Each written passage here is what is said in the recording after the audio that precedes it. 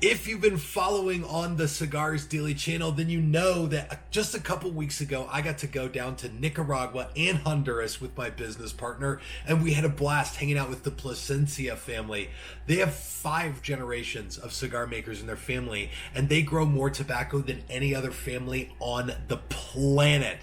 They have this like mammoth operation down there. So on the Cigars Daily channel, there's a series going on about how cigars are made and all that stuff, but we got hours and hours of content out of this trip, and some of it didn't really pertain to the videos that I put on the Cigars Daily channel. So I wanted to take you guys inside the trip for some of the stuff we did that was just fun, and some of the stuff that for me was really, really interesting, but didn't really go like make its way into the videos on the other channel. And so join me, let's go to Nicaragua and Honduras together, and I'm going to take you guys inside the Plasencia family and some of their life in the cigar world. This is a forest that we do with the new process that is in 100-year time. In 10-year time, you can have a 100-year forest. So we brought a friend from a forest from India. That was the first forest that they did in Latin America. They did it with us, and we're so proud with the results. So look at the size of that forest in that little short time. Didn't have it's just have like a year and a half old, and see how big are the trees. That's a year and a half. November 17. Yeah.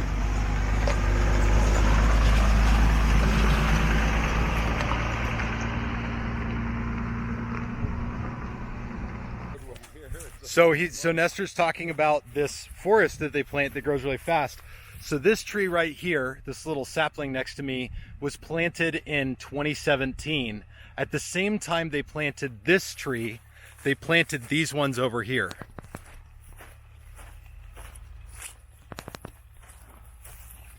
These trees have been growing for 2 years, and they're, I don't know, 100 times bigger. I mean, they're way bigger than the little saplings next to them.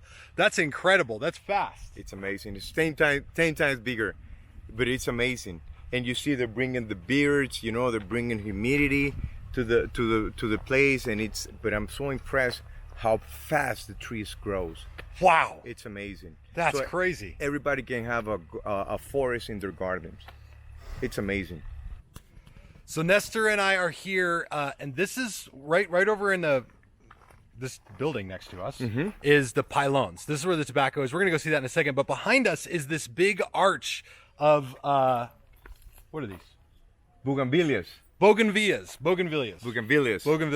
So behind us is this big arch of bougainvilleas, and this is the gardens. And there's gardens everywhere in this whole place. The idea is to have a very good environment for our people. So when you see flowers, when you see gardens, when you see plants, you can feel, you know, there's just a bigger meaning than everything that we do. And having that's my mom's job. So everybody have to add a little bit of something in this beautiful industry that we are. So this is Nestor's mom's garden. Yes. And she takes care of all this stuff. But everything that we've seen here, and this is the thing that stands out for me, is about taking care of the people, taking care of the culture, giving back, and not just giving back to the people, but giving back to the soil, giving back to the country and to the earth. Yes. Okay. We need to go look at tobacco now, because I'm very excited about that. But I am taken back by the attitude of reinvesting in everyone and everything here. Thank you very much. Thank you very much, Tim. It's hard work, but I'm very proud of my people. You know what they have achieved. It's amazing. I'm ready to see some tobacco here. I've heard a lot about pylons.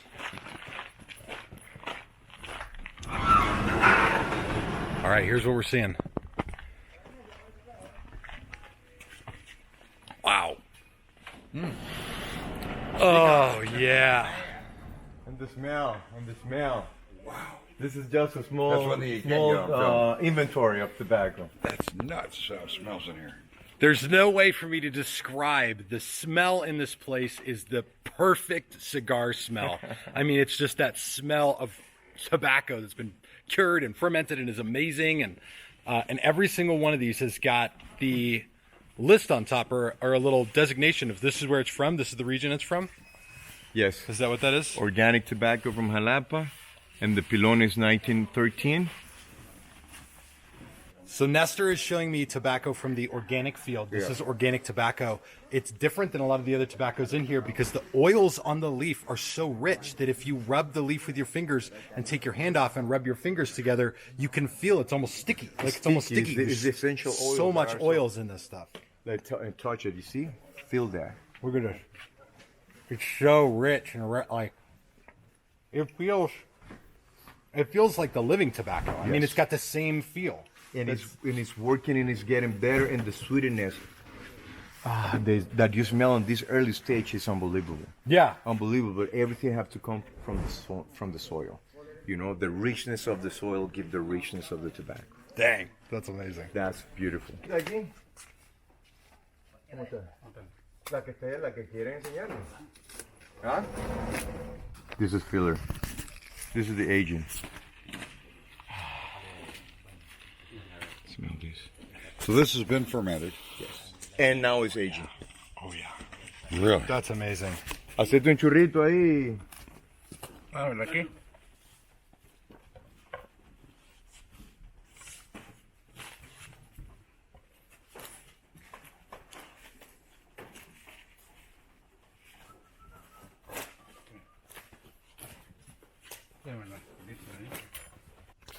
So in my hand, I'm holding a fuma. Yep. This is one type of tobacco rolled up so that you can get a sense of the flavor character. And Esther was just explaining to me that this is where they sort of separate tobacco and decide what's going to go to what blend and get it sent off to the factory. Do you have your lighter on you? Yes, sir. Depends on the flavor of the specific bale. We're going to decide which blends they're going to go in order to maintain the consistency of the blend. Because, you know, the beauty of tobacco is that every year change. So when you change bales, you have to start and make this little adjustment. We blend in solids. We don't blend in liquids, which is a very hard thing to do in order to maintain the consistency of the cigar. And you need a group of people that are really passionate about it, that really know what they're doing. So this is a very sweet. It's very like, I know the strength of it is a medium strength. This is Viso from Jalapa. This is a Jalapa Viso. So this is right in the middle of the plant. And it's right beneath the ligero on the plant where it grows. This is the Viso. I like the Viso. Viso, it's have the best for both worlds. Yeah. Have the combustion, have the aroma, have the strength. It's what depends what you're looking for in a blend. You want a strong cigar, but we always blend for flavor. We have a full flavor in a strong cigar. Yeah. Full flavor in a medium cigar and full flavor in a mild cigar, but always full flavor. Always full flavor. Doesn't matter the strength. It's the number one thing people are looking for today, right? Yes. Flavor. When it's overpowering, you can have full strength, but the flavor disappears because it's too strong. Right. So you just have the strength. So what we aim in our cigars is the flavor. And if you want the strength, but always full flavor. Yeah. That the flavor is always number one, and then the strength goes below the flavor. I knew about that. I mean, I knew that you did this. So you find the flavors for each tobacco, but it just again, it's the same thing that we see everywhere. It's the depth. The depth of learning and exploring and like investing people's time to make sure that it's just right. Yes, and taste and see and taste it through the years, you know, and see how it is how this tobacco evolves, and you see things in the fermentation process. You know, you small pilon, big pilon, them aging. Then we do something with the belts in order to age them better. You know, the place that we put it, you know, we'll show you everything that we do. All right, well, let's go see that together. I want to show this to you guys, though, too. Look at the size of this room, okay? This is all, what do you call these? Bales. Bales. Tobacco bales. All right, I'm an idiot. These are all bales of tobacco, and there've got to be thousands of them in this room. There's so many piled up here, and then you can get fumas to know what each one is. And some of this tobacco some of it gets sold off, or is this all Plasencia? This is all Plasencia. This is all for the factory. This is all going to go into Plasencia cigars. This is their tobacco, and it's the best of the best stuff that they make. And so this comes from organic fields. I mean, all of the science, everything you're hearing Nestor talk about goes into this tobacco right here, into Plasencia tobacco. I knew there was a reason I liked it. I am now riding a horse, and I don't know what I did to deserve to ride a horse. It's not something I'm very familiar with. They've put me on the horse that the children ride. And so I'm going to do my best to follow Nestor on his horse without dying. Oh my gosh. This is the greatest moment of my life. Watch this.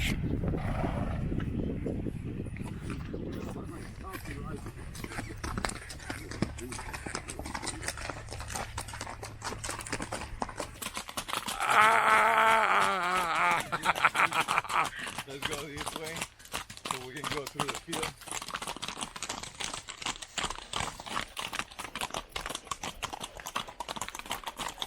Over there. Over here? To the right. Okay. Okay, Dad is going fast. Dad is riding fast. And now my horse wants to go fast too. Let's do that. Let's go fast. Yep, Nestor's a real man. I am not. Oh my goodness. Consider my man card revoked. Oh wow. See, their horses are really going. Sorry. I almost had a collision there. Go. Go! How do I go forward? Push the horse. Push. Okay. Pluck the horse, Let's squeeze go. a little bit. Squeeze with your legs. Squeeze, not bang. Squeeze. Okay, squeeze. Here we go. Yes.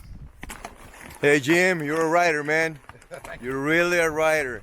I need to learn from you. Jim knows his stuff.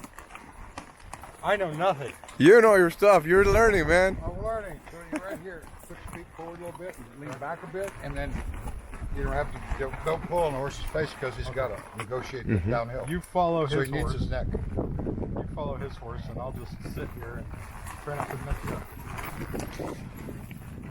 I will put a view. Look the view, look the barns, look the fields. Look the seat on the back. No better place on earth, ladies and gentlemen. We just got done with a horse riding, which Dad and Nestor is a passion they share. Not something I'm familiar with because my legs are shaking, and I did this to my cigar because my horse was trying to keep up with Dad's horse. So that was fun and terrifying. There was so much that happened on that whole trip that was, life-changing. It felt like a once-in-a-lifetime experience, even though this is the industry that I work and live inside of.